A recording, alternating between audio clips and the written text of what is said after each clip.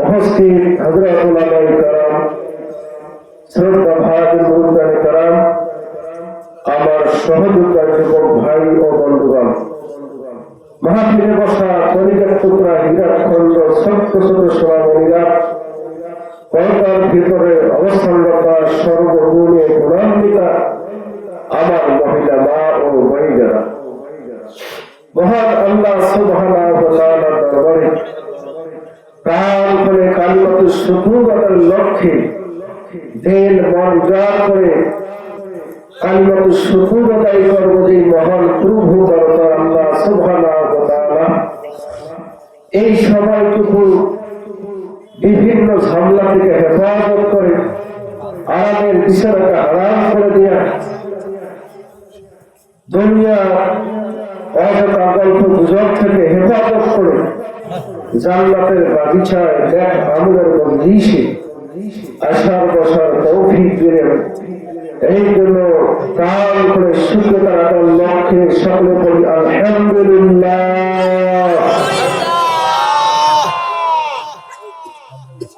আমরা আল্লাহ শুকরিয়া আদায় করলাম। শুকরিয়া আদায় করলে আল্লাহ খুশি হয়। আল্লাহ খুশি হলে কি লাভ হবে?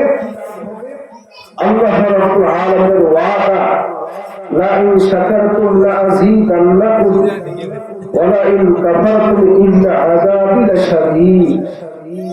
আল্লাহ রাব্বুল আলামিন বলেন, বান্দা বান্দি, তুমি যখন নিয়ামত পাইয়া শুকরিয়া আদায় করো, আমি আল্লাহ সুবহানাহু ওয়া তাআলা তোমাদের নিয়ামতকে আরো বাড়িয়ে দেব। সুবহানাল্লাহ। নিয়ামতের শুকরিয়া আদায় না করলে কি হবে?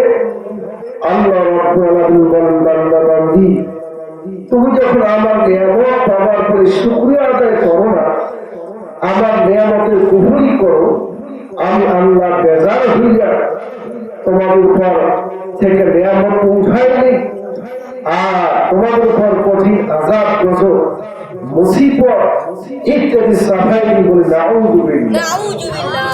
সম্মানিত বন্ধুগণ, আল্লাহ তাআলার নিয়ামতের শুকরিয়া আদায় করলে আল্লাহর কিন্তু কোনো লাভ নেই। শুকরিয়া আদায় না করলে আল্লাহর কোনো ক্ষতি নেই। আমরা যদি শুকরিয়া আদায় করি, লাভ হবে আমাদের, আর আমরা যদি শুকরিয়া আদায় না করি, ক্ষতি হবে আমাদের। কথা বলে ঠিক নেবে ঠিক? কারণ আমার দুনিয়ার একজন মানুষ যদি আল্লাহর শুকরিয়া না করে, আল্লাহর একটা হুকুমও না মানে, আল্লাহর কোনো ক্ষতি নেই। ঠিক নেবে ঠিক? আমার দুনিয়ার সমস্ত মানুষ যদি কিয়ামত পর্যন্ত সিজদায় পড়িয়া আল্লাহর শুকরিয়া আদায় করে, আল্লাহর সারিনা কোনো লাভ নেই। কথা ঠিক নেবে ঠিক? কারণ আল্লাহর শুকরিয়া আল্লাহ নিজেই করেছেন, আল্লাহর প্রশংসা আল্লাহ নিজেই করেছেন। আল্লাহ রাব্বুল আলামিন বলেন, ইন্নাল্লাহা গানিয়্যুন হামিদ। আল্লাহ নিশ্চয়ই আল্লাহ হচ্ছে ধনী, আল্লাহ প্রশংসিত। আল্লাহ ধনী, আল্লাহ প্রশংসিত। এই প্রশংসা আল্লাহর প্রশংসা আল্লাহ নিজেই করেছেন। সুবহানাল্লাহ। অন্য আয়াতের ভিতরে আল্লাহ রাব্বুল আলামিন বলেন, ইন্নাল্লাহা আলা কুল্লি শাইইন কাদির। নিশ্চয়ই আল্লাহ রাব্বুল আলামিন সমস্ত ক্ষমতা একমাত্র উৎস হচ্ছে আল্লাহ রাব্বুল আলামিনের। সুবহানাল্লাহ। এই প্রশংসা আল্লাহর প্রশংসা আল্লাহ নিজেই করেছেন। এইরকম ভাবে আল্লাহ রাব্বুল আলামিন তার পরিচয়কে নিজেই দিয়েছেন, কুল হুয়াল্লাহু আহাদ।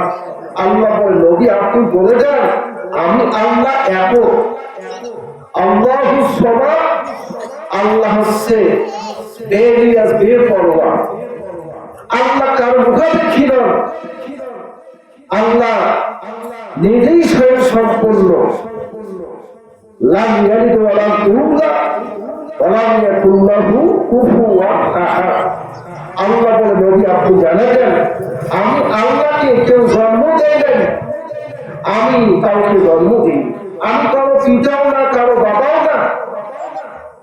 আমার কোনো পিতা নেই, আমার কোনো মাতা নেই। তাহলে এক কথা আল্লাহ বুঝাইছেন,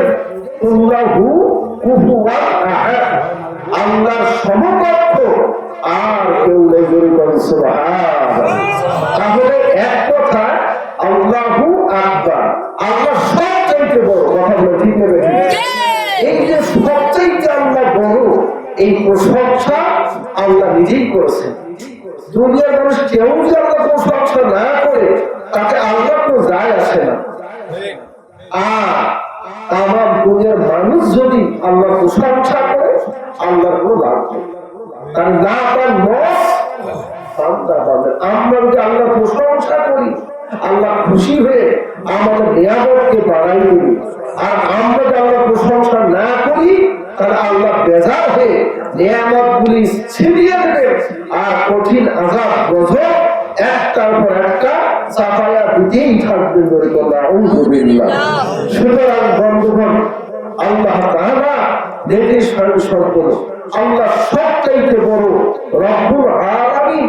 আল্লাহ হচ্ছে আসমান জমিন সবকিছুর একমাত্র মালিক হচ্ছে আল্লাহ রব্বুল আলামিন। আল্লাহ সবকিছুর মালিক। দুনিয়া আখিরাত আসমান জমিন যা আছে সবকিছুর মালিক কে? আল্লাহ। আপনার হায়াত কে দিয়েছেন? আল্লাহ দিয়েছেন। মওত কে দিয়েছেন? আল্লাহ দিয়েছেন।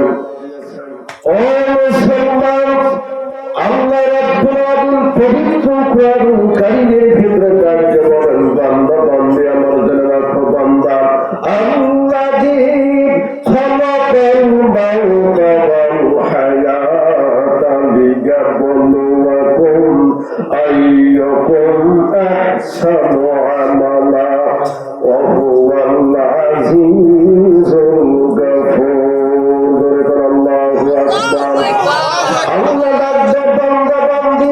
আমি আল্লাহ রাব্বুল আলামিন তোমাদের হায়াত দিয়েছি, এরপর তোমাদের মওত দিয়েছি। ও বান্দা বান্দি, আমি আল্লাহ তোমাদের হায়াত আর মওতের মালিক। তার মানে হলো সুস্থ অসুস্থ সব কিছুর মালিক হচ্ছে আমার আল্লাহ রাব্বুল আলামিন। বলে সুবহানাল্লাহ। আমার আল্লাহ ডাকতে বলো, বান্দা বান্দি, আমি আল্লাহ সুবহানাহু ওয়া তাআলা কেন তোমাদের হায়াত দিলাম, কেন মওত দিলাম?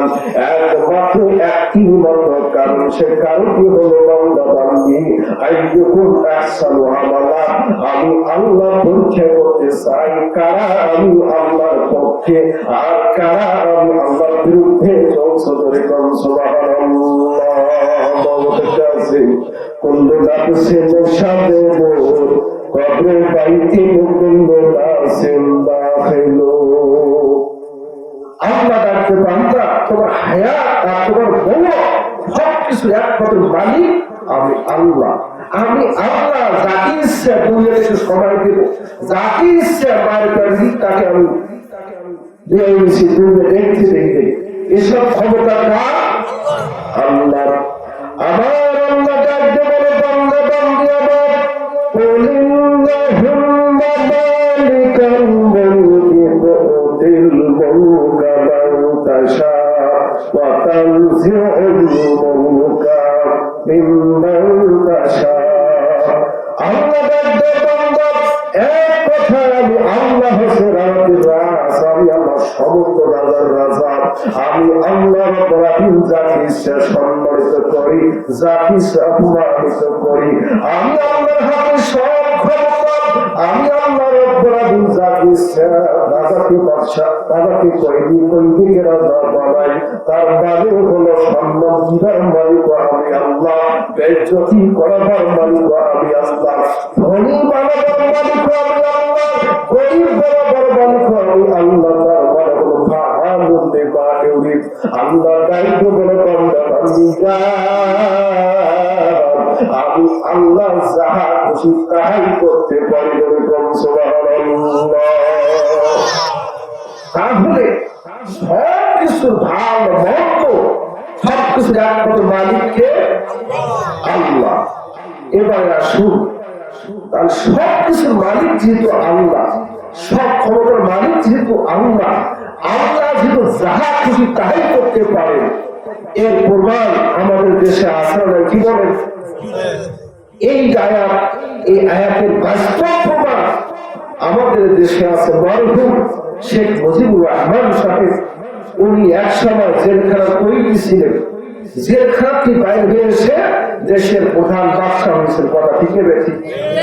আমাদের মরহুম ইশরাক সাহেব উনি দেশের বাদশা ছিলেন, এরপর তিনি কি কয়েদি হয়ে জেলখানা ঢুকছেন। কথা ঠিক বেশি। আয়াতের সঙ্গে দিন আছে কি বলে, বাস্তব প্রমাণ আছে কি নাই? বাস্তব প্রমাণ আছে।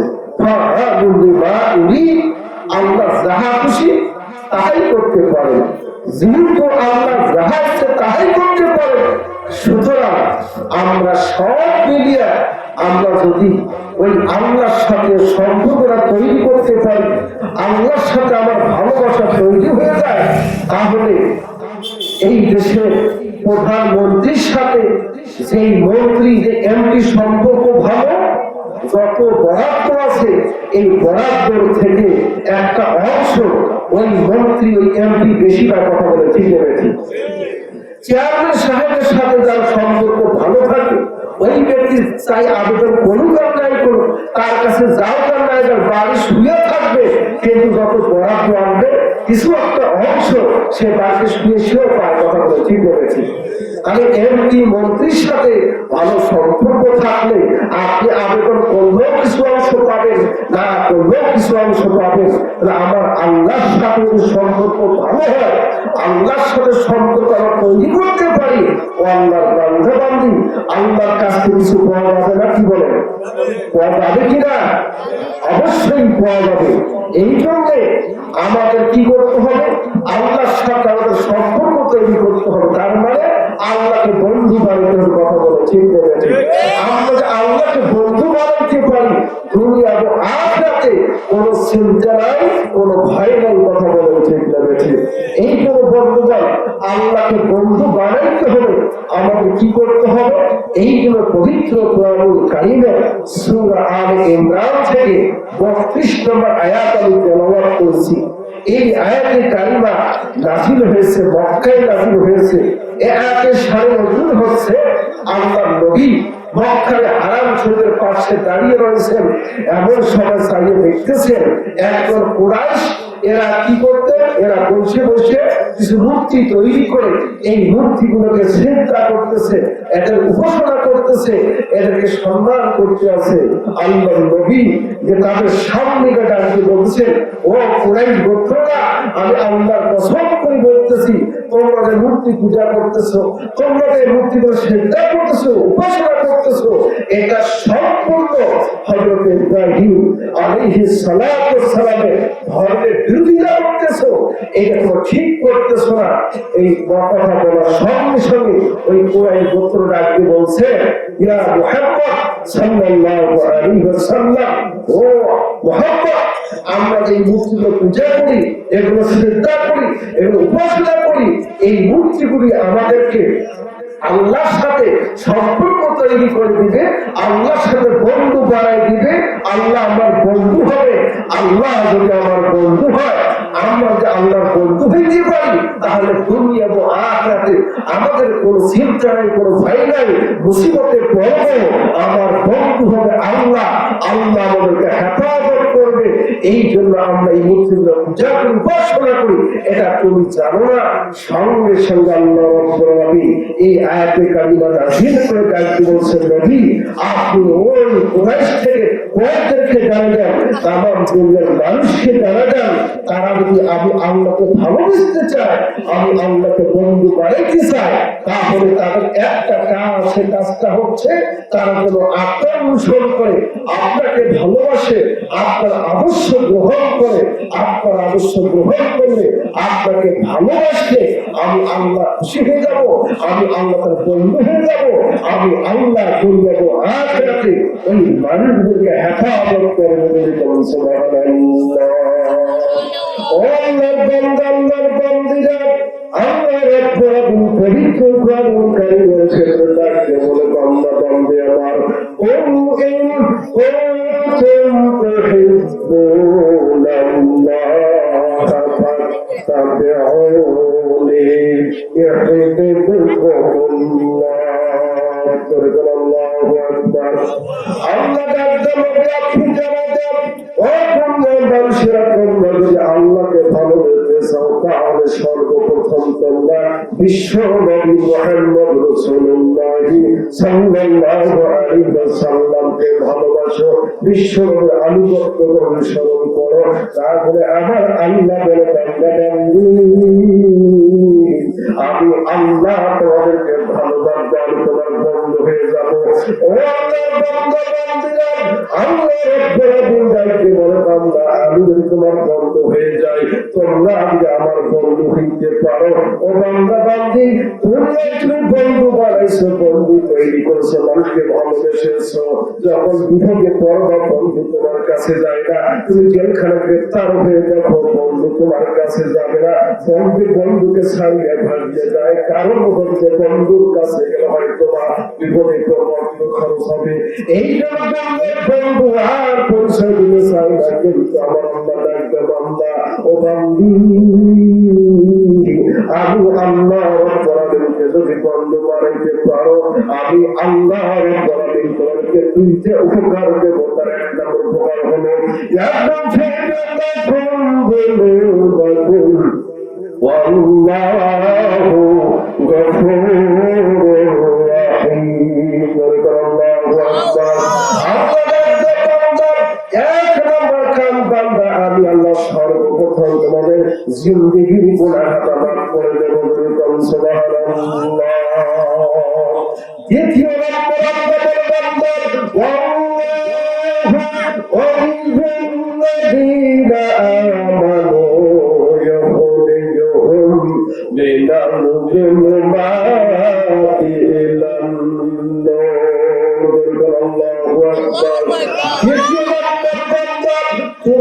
আমাকে বন্ধু বানাইছো, আমার অভিভাবক বানাইছো, আমি তোমার বন্ধু, তুমি আমার বন্ধু। ও বান্দা বান্দি, মুসিবতে পড়বা, বিপদে পড়বা, অসুস্থ হয়ে পড়ে থাকবা, আমি আল্লাহ রাব্বুল আলামিন তোমাদেরকে অন্ধকারকে টানিয়ে টানিয়ে অশান্তির পথ থেকে টেনে টেনে আমি আল্লাহ তোমাদেরকে শান্তির পথ, কল্যাণের পথ, আলোর পথ দেখাই দেব। বলেছেন সুবহানাল্লাহ। আল্লাহ ডাকতে, বান্দা দুনিয়ার বন্ধু বিপদে পড়ে দোষ করে তার কাছে আসে না, কিন্তু আমি আল্লাহকে বন্ধু বানাইতে পারো। আমি আল্লাহ সুবহানাহু ওয়া তাআলা তোমাকে এমন বন্ধু হবো, তুমি যত বেশি মুসিবতে পড়বা, আমি আল্লাহ তত বেশি তোমার কাছে চলে যাবো। সুবহানাল্লাহ। আমার বন্ধুগণ, সূরাতুল আম্বিয়ার ভিতরে আল্লাহ রাব্বুল আলামিন তার বাস্তবপূর্ণ দেখায় দেন, বান্দা বান্দি আমার নবী আইয়ুব আলাইহিস সালাতু ওয়াস সালাম কঠিন রোগে আক্রান্ত হয়ে গেলেন। তার ধন সম্পদ বাড়ি গাড়ি এমন ভাবে সব উপায় শুরু হয়ে গেল, সব উড়ে চলে গেল, কিছু নাই, বিশ্ব গরিব হয়ে গেলেন। 7টি সন্তান ওয়ালের সাফাই করে সন্তান বলি মারা গেল। এক এক করে একটার পর একটা মুসিবত আসতে সব শেষ হয়ে গেল। আইয়ুব আলাইহিস সালামের আর কিছুই নাই, 4 স্ত্রী, তার মধ্যে 3 জন তালাকে বাবার বাড়িতে চলে গেল। এমন প্রসাদ দুর্গন্ধে শরীর পছন্দ হয়ে গেল। আইয়ুব আলাইহিস সালাম আর চলতে পারেন না, শরীরের পছন্দ ধরতে ধরতে পোকা কিন্তু কামড়া কামড়ি শুরু করে দেয়, শরীরের গোস্ত পোকা কামড়ে কামড়ে খাইতে খাইতে এমন অবস্থা হয়ে গেল, দুর্গন্ধ সৃষ্টি হয়ে গেল। দুর্গন্ধে গ্রামের লোকেরা থাকতে পারে না। 3 জন স্ত্রী চলে গেল বাবার বাড়িতে। একমাত্র হযরত ইব্রাহিম আলাইহিস সালাম তিনি স্বামীর খাত করে তার দেখাশোনা করে। আল্লাহ নবী আইয়ুব আলাইহিস সালাম আমার সব শেষ, আমি বিশ্ব গরিব হয়ে গেলাম। আমার একমাত্র 4 জন স্ত্রী, তার 3 জন চলে গেল বাবার বাড়িতে বিদায় দিয়া। আমি অসুস্থ পেশা, আমার শরীরে পোকা ধরে গেল, দুর্গন্ধে থাকা যায় না, বাড়ি নেই, ঘর নেই, দুয়ার নাই। আমার 3 জন স্ত্রী তালাকে বাবার বাড়িতে চলে গেল। ও রহিমা, আমি তোমাকে বলতেছি, তুমিও সহ্য করতে পারবো না, তুমিও তালাকে তোমার বাবার বাড়িতে চলে যাও, তোমার বাবা দিকে বলবা তোমাকে যেন ভালো একটা ছেলে রেখে দিবার ব্যবস্থা করে দেয়। ও রহিমা, এত কষ্ট তুমি সহ্য করতে পারবা না, যাও তালাকে বাড়িতে চলে যাও। ওই আল্লাহর বান্দা বান্দি হযরত ইব্রাহিম আলাইহিস সালাম টুকরে কেমনে বলে স্বামী গো, আল্লাহ তো ভাইকে বলছি কথাটা বলবেন না, আমি না খেয়ে মরে যাবো, আমি হাজার দুঃখ কত সহ্য করবো, তবু আমি আপনাকে ফেলে কখনো কোথাও যাবো না। ও স্বামী গো, আমি আপনার খ্যাপন করতে করতে বুদ্ধি বিদায় হয়ে যাবো, কখনোই কথা বলবেন না। হাইরে আল্লাহর বান্দি স্বামী পচা সাদের খেজমত করে, খানা নাই পানি না চলতে চলতে এমন একটা পর্যায়ে হয়ে গেল, শরীর শুকিয়ে গেল, শরীর গোস্ত কমিয়ে গেল, চলতে পারেন না, এমন দুর্গন্ধ অবস্থা, গ্রামের লোকেরা দুর্গন্ধ সহ্য করতে পারেন না। লাঠি ছোটালেন তবু সে কার্যক্রম রহি না, তাড়াতাড়ি তোমার পচা স্বামীর কাছে তুলে নিয়ে যাও, তোমার স্বামীর দুর্গন্ধ আমরা কেউ থাকতে পারি না। হাইরে আল্লাহর বান্দি কি করবে, কোথায় যাবে, এক সেকেন্ড সময় দিবে না। আল্লাহর বান্দিদের বারণ পচা স্বামীকে পিড়িতে নিয়ে আল্লাহর বান্দি পা পা হেঁটে হেঁটে রওনা করে জঙ্গলে চলে যাবেন। এখন মৃদু মৃদু পাতার গান, ঠান্ডা পাতার জমতে আছে, টিপ বৃষ্টি পড়তে আছে, চলতেও পারে, বরফার পটি কাটতে আছে ঠান্ডায়, আবার পেটে খিদা, চলতে পারে না, মানুষ খালিকে পিড়িতে যাইতে যাইতে এক পর্যায়ে গাছের নিচে বসে একটু রেস্টে তারপর চলে যাবেন। হাইরে গ্রামের লোকেরা লাঠি আবারও দৌড়ে আসলো, ওরে রহিমা এক সেকেন্ড দেরি করা যাবে না, তোমার স্বাধীন কথা দুর্গন্ধ আমার সহ্য হয় না। আল্লাহর বান্দী হযরত রহিমা আলাইহিস সালাতু গাজল ভাইজা আল্লাহ দোহাইতে বলছে একটু সময় দেন, আমার শরীর সর্ব অসুস্থ হয়ে গেলাম, একটু রেস্টে তারপরে বাবা হেঁটে হেঁটে জঙ্গলে চলে যাবো। গ্রামের লোকেরা ডাকতেন না না, এক সেকেন্ড সময় তো হবে না, তাড়াতাড়ি বেরিয়ে যাও, জঙ্গলে চলে যাও। হাইরে আল্লাহর বান্দি কথা শান্তি তুলে দিয়া বাবা হেঁটে হেঁটে জঙ্গলের মধ্যে চলে গেলেন। জঙ্গলে গিয়ে ঠাকুর একটা স্বামীজি ধাপকে শোয়া দিয়ে শুরু করবে, রেখে বলতে স্বামী গো, এই জায়গায় শুয়ে থাকে, আমি গ্রামে একটু কাজ কাম করে তিন মজুরি কাজ করে দেখি কিছু খানা পাওয়া যায় কিনা। হাইরে আল্লাহর বান্দি গ্রামে চলে গেলেন, গ্রামে যাইয়ে মানুষের খানা বাসন বাড়ি ঘরের কাজ কাম করে দেয়া, সূর্য ডুবার আগে আগে কিছু খাদ্য স্বামীর দরবারে চলে আসেন। আল্লাহর বান্দি নিজেও খায়, স্বামীকে খাওয়ায়, এইভাবে কাজ করতে আছে করতে আছে। এবার নিষ্ঠার বুজুর্গ ছেলেগুলা লেগে বলতেছে, ও গ্রামবাসীরা, তোমরা এই বেকার তারা কাজ করো, এই বেকারটা আর কাজ করো, তবে তার শ্বাসে রোগ আছে, তোমরা তার সংখ্যা বছর করবো, সেই থানা বছর হাত স্পষ্ট করবে, ওই সেই ব্যক্তিকে ধরে ফেলবে, আর এর দ্বারা কাজ করো না, কথা বলা যাবে না। যদি বিশ্বাস না হয়, রহিমার বুকের কাপড় খুলিয়ে যাবো, বুকের ভিতরে পচা দুর্গন্ধ ঘাট, এই গাড়ি দেখিয়া রহিমা আসতেছেন, এমন সরকার ফুল দিলেন, ফুল দেওয়ার সঙ্গে সঙ্গে বুকের মধ্যে ফুসকা করে খাওয়া হয়ে গেল।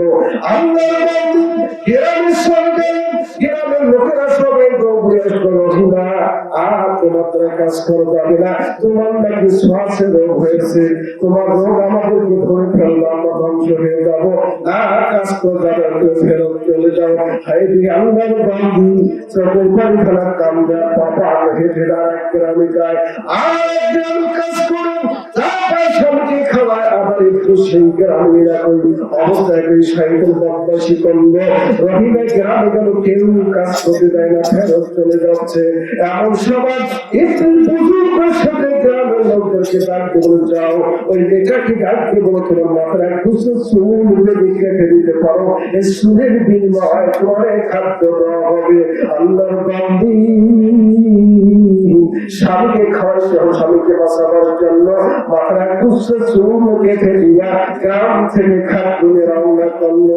এবার কি হয়ে গেল, একটু দ্রুত মধ্যে আগে সঙ্গে সঙ্গে চলে গেল নবী আলাইহিস সালামের দরবারে, ডাকতে বলছেন, নবী রহিমা পরিস্থিতি গ্রামের মধ্যে গিয়া বেরিসার করেছে, অন্যায় করেছে, গোলার কাম করে, সেটা আপনাদের খাদ্য নিয়ে আসতে আছে। যদি আপনি বিশ্বাস করেন মাথা চুল কাটা আছে, গ্রামের লোকেরা তার উপরে মাথা চুল কেটে দিয়েছে। হয়েছে। এইবার রহিমার সন্ধ্যা স্বামী করবে চলে আসলেন। আল্লাহ নবীর মনটা খারাপ, কথা বলে না। হায়রে রহিমা ডাক্তার স্বামী, কি হইল, আপনি কেন মন খারাপ করেন, কারণটা কি? ও স্বামী, আল্লাহ তো হইতে আপনি কথা বলেন। অনেকক্ষণ কথা বলতে থাকার পর জবান করে ডাকতে বলে, ও রহিমা, আমি কি তোমাকে বলছি গ্রামে গিয়া ব্যবসার করবার, তোমার কাম করে খাদ্য নিয়ে আসবা? কেন তুমি ব্যবসার করলো, তোমার কাম করলা? তোমার মাথা চুল গ্রামের লোকেরা কেটে দিয়েছে, কেন কাজটা করলো, বর্তমানটা করলো? আমি কেমনে বলে স্বামী গো, আল্লাহর কসম করে বলছি, আমি সত্যি সাধু, আমি একটা লেখার মহিলা, আমি গুনার কাম করি নাই, কি বা এই শয়তানি বদমাশি করেছে।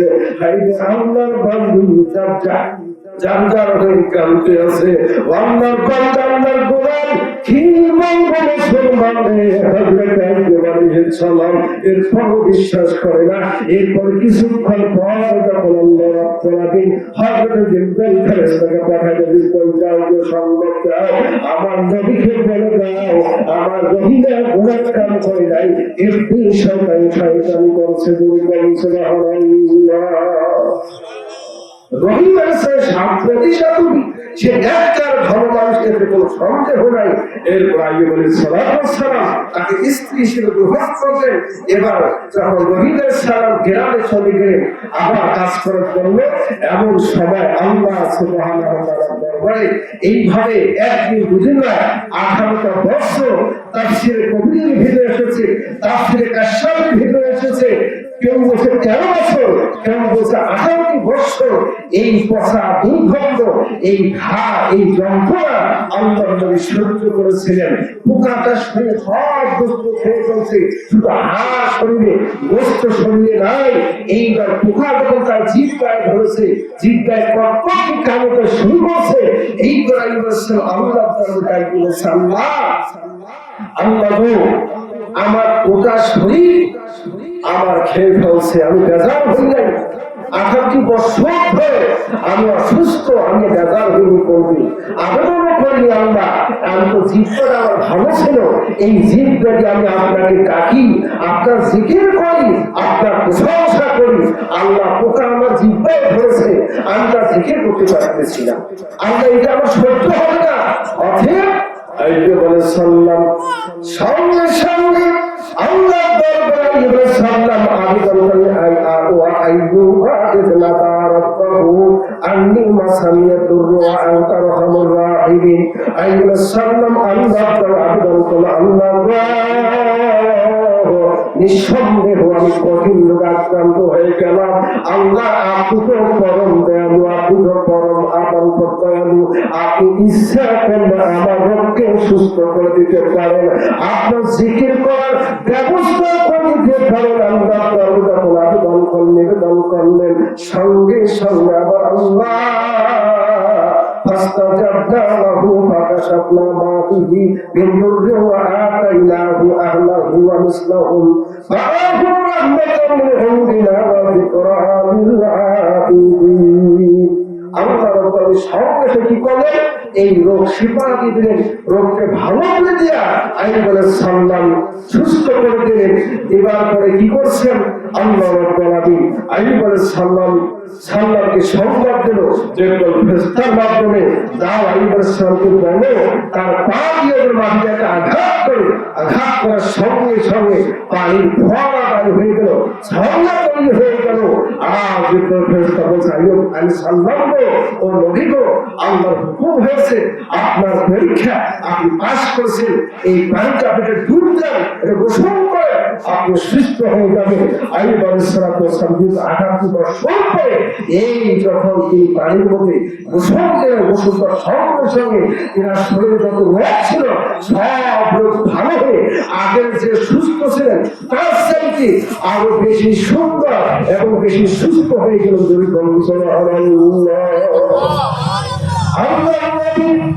আইয়ুব আলাইহিস সালাতু ওয়াস সালাম সুন্দর সুদর্শন পুরুষ বসা আছে। রহিমা আলাইহিস সালাম গ্রামে কাজ করতে ফিরে আসলেন। আসার পর ঠাকুর মন্দিরে দেখেন স্বামী নাই, কাঁদতেছে ব্যাপারটা কি? আমার স্বামী গেল কোথায়, তাকে খাইলো নাকি? জঙ্গলে খুঁজতে খুঁজতে দেখে পাঠাও হুলকা দিচ্ছে, চলাফেরা করতে আছে। হাই রে রহিমা, কেউ ডাক দিয়েছে, বলেন মা তুমি সত্য কথা বলবো, আমার স্বামীকে খাইছো নাকি? আমার স্বামী গেল কোথায়? পাগল জবান করে মা ডাক দিয়ে বলছে, আল্লাহর নবীর স্ত্রী বলছিল, আল্লাহর কসম করে বলছি আমরা আপনার স্বামীকে খাইনি, গাফিল করি নাই, আপনার স্বামী খবর আমরা কেউ জানি না। হাই রে আল্লাহর বান্দি হায়রান পেশান হয়ে খুঁজতেছে, তালাশ করতে করতে এক জায়গায় গিয়ে দেখে আল্লাহর নবীর যুবকের বসা আছে। আল্লাহর নবীর সামনে গিয়া কার যুবক আল্লাহর বান্দা যুবক আল্লাহর দোহাইকে বলছে, তুমি বলতো আমার স্বামী নবী আইয়ুব আলাইহিস সালামকে তুমি দেখছো নাকি? এই কথা বলার সঙ্গে সঙ্গে আল্লাহর বান্দা যুবক তাকে বলে, ওগো রহিমা, তোমার স্বামীকে তুমি চিনবার মতো কি আলামত আছে? কি আলামত আছে, কি চিহ্ন আছে তুমি দেখলে তোমার স্বামীকে চিনতে পারবা? ডাক দিয়ে বলছে, আমার স্বামী কোনো একটা দাগ আছে। বলছে, দেখো তো আমার কোনো সেই দাগটা আছে কিনা। এবার রহিম আলাইহিস সালাম যখন কপালের দিকে এক পলকে তাকাইছে, তাকার সঙ্গে সঙ্গে দেখে যে ঠিক সেই দাগ, সে আলামত পাওয়া গেছে। স্বামী গো, আপনার এই অবস্থা কেন? আপনি কেমন এত সুন্দর হলেন, কেমন এত সুস্থ হলেন? আইয়ুব আলাইহিস সালাম ডাক দিয়ে বলছে, আল্লাহ পাকের হুকুম হয়ে গেছে, আল্লাহ পাকের কাছে আবেদন করেছি, আল্লাহ আমাকে মাফ করেছে। এই যে পাশে ঝর্ণা, আল্লাহর জিবরাইল ফেরেশতা আমাকে সংবাদ দিয়েছে, আমি এখানে গোসল দিয়েছি, আল্লাহ আমাকে সুস্থভাবে সুন্দর করেছে। তুমিও গোসল দাও, তুমিও সুন্দরী হবা, তুমিও সুস্থ হবা। রহিম আলাইহিস সালাম যখন সেখানে গোসল দিলেন, গোসল দেওয়ার সঙ্গে সঙ্গে তিনার শরীরকে এক বিশ্ব সুন্দরী হয়ে গেলেন, তিনিও সুস্থ হয়ে গেলেন, স্বামী আর স্ত্রী দুইজনে সুস্থ হয়ে গেলেন। আল্লাহ রাব্বুল বলেন, ও দুনিয়ার মানুষেরা, আমি আল্লাহ সুবহানাহু ওয়া তাআলা আমার নবী আমার আইয়ুব আলাইহিস সালামকে সুস্থ করে দিয়া পূর্বীদের সম্পদ, তাদের সন্তান, তাদের স্ত্রী সব ফেরত দিয়ে দিয়েছি, এবং তার চাইতে আমি আরো বেশি সম্পদ দিয়েছি, আমি আরো বেশি সম্পদ দিয়েছি। আল্লাহ দয়া, আল্লাহ আরো বেশি করে দিয়েছেন। আল্লাহ বলেন যে আমি এটা দিয়ে কি করছি? আল্লাহ আল্লাহ বান্দা তারা শিক্ষা গ্রহণ করতে পারে, এই জন্য আমি আল্লাহ এই নির্দেশন রেখে দিয়েছি। এই ঘটনা আল্লাহ সুবহানাহু ওয়া তাআলা নিজেই কোরআনুল কারীমের ভিতরে আল্লাহ পাক বর্ণনা করেছেন। সুবহানাল্লাহ। তাহলে আমার আল্লাহ ওয়াল্লাযীনা আমানু يخرجهم من الظلمات إلى النور। الله أكبر। আল্লাহ বলে, আমাকে কিন্তু বন্ধু বানাইতে পারো, আমি যদি তোমার বন্ধু হয়ে যাই, আমি আল্লাহ তোমাদেরকে যত মুসিবত, যত বিপদ, যত অন্ধকার আছে সব থেকে আমি আল্লাহ তোমাদেরকে হেফাজত করে আলোর পথ দেখাবো, শান্তির পথ দেখাবো, তোমাদেরকে কল্যাণ দেবো, তোমাদেরকে সুস্থতা দান করবো। এই ক্ষমতা, এই পাওয়ার আমি আল্লাহ কাছে তৈরি করবো। আল্লাহ বলবো আমরা শুধু এই ঘটনা দিয়ে নয়, আল্লাহ পাক কার তো বলছে, নূহান ইযরাবা বিল কওমি ফাসতাজআবনা লাহু ফানাজ্জাইনাহু ওয়া আহলাহু মিনাল মাকারিল আযীম। আল্লাহ পাক আমার নূহ নবী বিপদে পড়েছিল, 40 দিন কোন ঝড় তুলেছিল, আমার দুনিয়া ডুবে গিয়েছিল। আল্লাহ পাক বলে, আমার নবী যখন আমার কাছে আবেদন করলো, আমাকে স্মরণ করলো, আমার কাছে সারেন্ডার হয়ে গেল, আমার কাছে নত হয়ে গেল, আমি আল্লাহ সুবহানাহু ওয়া তাআলা সঙ্গে সঙ্গে কি করলাম? আমি আল্লাহ রাব্বুল আলামিন, আমি আল্লাহ ওই ঈমানদার যারা ছিল, যারা আত্মসমর্পণকারী ছিল, নৌকার মাধ্যমে আমি তাদেরকে হেফাজত করলাম। আর যারা অত্যাচারী ছিল, আল্লাহর বিরোধী ছিল, নবীর বিরোধী ছিল, এদেরকে আমি বন্যা দিয়া ধ্বংস করে দিয়া এদেরকে জাহান্নামে পাঠিয়ে দিয়েছি বলে বলছিল।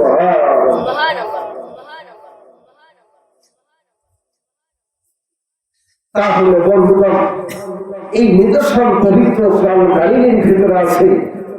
আমাদের কাজটা কি? আমাদের কাজ হচ্ছে আল্লাহকে বন্ধু বানাতে, কথা বলে ঠিক করেছি, আল্লাহকে বন্ধু বানাবো। আর আল্লাহকে বন্ধু বানাইতে হবে আমাদের যেটা কাজ, সেটা হচ্ছে বিশ্ব নবী মুহাম্মদ রাসূলুল্লাহ সাল্লাল্লাহু আলাইহি ওয়াসাল্লামকে আমাদেরকে ভালোবাসতে হবে, নবীর অনুসরণ, নবীর আনুগত্য করতে হবে, কথা বলে ঠিক করেছি। আল্লাহ নবীর আনুগত্য অনুসরণ করলে, আল্লাহ নবীর মহব্বত, আল্লাহ নবীকে ভালোবাসলে আল্লাহ খুশি হবে, আল্লাহ আমার বন্ধু হবে, আল্লাহ রাব্বুল আলামিন আমার বন্ধু হয়ে গেলে আল্লাহ সুবহানাহু ওয়া তাআলা, আমরা যখন আল্লাহর বন্ধু হব, বিপদে পড়বো, মুসিবতে পড়বো, ওকে আক্রান্ত হয়ে যাবো, আল্লাহর কাছে আবেদন করবো, আল্লাহ আমার কাছে সহ্য হয় না, আপনি তো দয়ালু, আপনি আমাকে হেফাজত করুন। আল্লাহ সুবহানাহু ওয়া তাআলা আমাদেরকে হেফাজত করবে, আমাদেরকে আমার পথে নিয়ে আসবে, কথা বলে ঠিক বলেছি। এই জন্য আল্লাহ নবী ভালোবাসা, নবীর আনুগত্য, নবীর আনুগত্য কিভাবে করবো? হাদিসের ভিতরে এসেছে, وعن انس رضي الله عنه انه قال قال رسول الله صلى الله عليه وسلم كل امتي يدخلون الجنه الا من ابى الا من ابى। নবী বলেন প্রত্যেক উম্মতে জান্নাত যাবে, তবে ইল্লা মান আবা, যে আমাকে অস্বীকার করে ওই উম্মতে যাবে। সাহাবায়ে কেরাম বললেন, রাসূলুল্লাহ, কি আপনাকে অস্বীকার করে? নবী বলেন, ক্বালা মান আতাআনি দাখালাল জান্নাহ, যে আমার তরিকে, আমার সুন্নাত অনুযায়ী চলে, যে আমার সুন্নাতকে গ্রহণ করলো, সে আমাকে আমার আনুগত্য করলো, সে জান্নাত লাভের করবে। সুবহানাল্লাহ। যে আমার সুন্নাতকে ছেড়ে দিল, সে আমাকে অস্বীকার করলো, সে জাহান্নামী হবে, সে দুনিয়া আখিরাতে ক্ষতিগ্রস্ত হবে। সুতরাং ভাইরা আমার, আল্লাহর নবী সুন্নাত অনুসরণ করতে হবে। আল্লাহর নবী অনুসরণ করবে, সুন্নাত মানে আল্লাহর নবীর পথ, আল্লাহর নবীর রাস্তা, তরিকা, এটা আমাদের গ্রহণ করতে হবে। আল্লাহর নবী যে কাজগুলি করেছেন, যেগুলো নিষেধ করেছেন, এইগুলো আমাদের গ্রহণ করতে হবে। নবী বলল, তাই সে কি করছে? মাদ্রাসা প্রতিষ্ঠা করছে, মসজিদ প্রতিষ্ঠা করছে, রাষ্ট্রীয়ভাবে আল্লাহর জমিনে আল্লাহর দ্বীন প্রতিষ্ঠা করছে। আমাদের ব্যক্তি জীবন থেকে শুরু করি, পারিবারিক জীবন, আর রাজনৈতিক জীবন, অর্থনৈতিক জীবন, সর্বক্ষেত্রে আল্লাহর নবী আমাদেরকে পথ দেখাই দিয়েছে। এইগুলি গ্রহণ করলে আল্লাহর নবীর সুন্নাত অনুসরণ হবে, আল্লাহর নবী খুশি হবে, মহব্বত করবে। এই জন্য আমরা কি করব?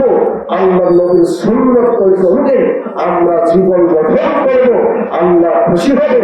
আল্লাহ খুশি হবে আমার দুনিয়ার মানুষ যদি আপনার আমাকে ভুলিয়ে যায়, আপনার মুখে ফেলাই দেয়, আল্লাহ রাব্বুল আলামিন আমাদেরকে ভুলিয়ে যাবেন না, আমাদেরকে ফেলাই দিবেন না, আল্লাহ আমাদেরকে হেফাজত করবে। আল্লাহ যদি হেফাজত করে, ওই বান্দার দুনিয়াতেও ভয় নেই, আখিরাতেও ভয় নেই, আমাদের ঠিক হবে। ঠিক এই জন্য আসুন, বিপদের মালিক আল্লাহ, শক্তির মালিক আল্লাহ, ধনীবানের মালিক আল্লাহ, গরিবের মালিক আল্লাহ, সম্মানের মালিক আল্লাহ, বেইজ্জতের মালিক আল্লাহ। এই জন্য আমাদেরকে আল্লাহকে রাজি খুশি করতে হবে, আল্লাহকে বন্ধু বানাতে হবে। আমরা যে আল্লাহকে বন্ধু বানাবো, আল্লাহ রাব্বুল আলামিন আমাদেরকে তৌফিক দান করুন।